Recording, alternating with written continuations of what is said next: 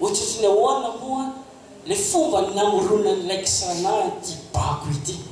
namarina tonga 10 aloha zany mbola vitsy de vitsy malagasy tam'izao fotoana tonga 10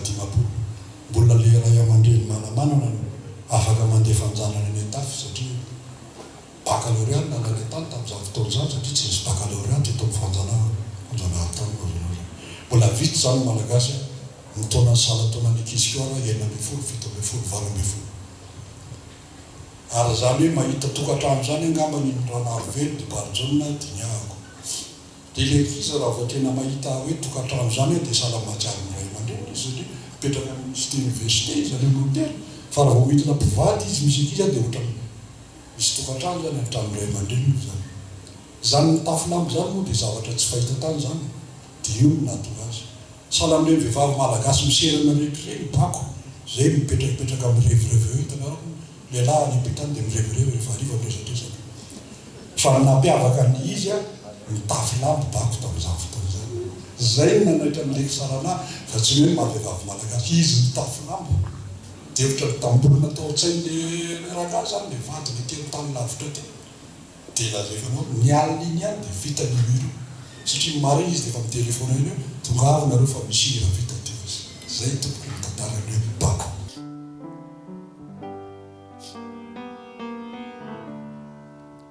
olony zamoyana ndray takariva nandalo teto toalokany serana nanaitra nofy to fenantsiva namoro lasa feno fitserana bako bako bako olony zamoyanao ndray takariva nandalo teto toalokany serana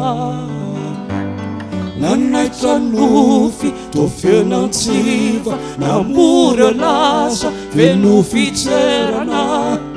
bako bako bako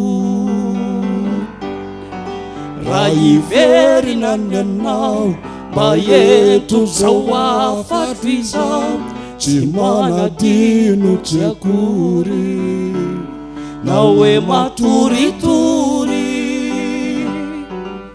na lavitraza ny elany elantany ny sainy hoe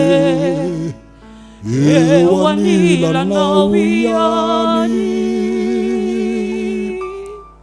olony zamoyana ndray takariva nandalo teto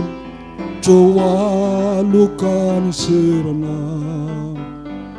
nanaitra nofy to feonantsiva namoro lasa feno fitserana bako bako bako olony zamoyanao ndray takariva nandalo teto toalokany serana nanaitra nofy to feonantsiva namoro lasa feno fitserana bako bako bako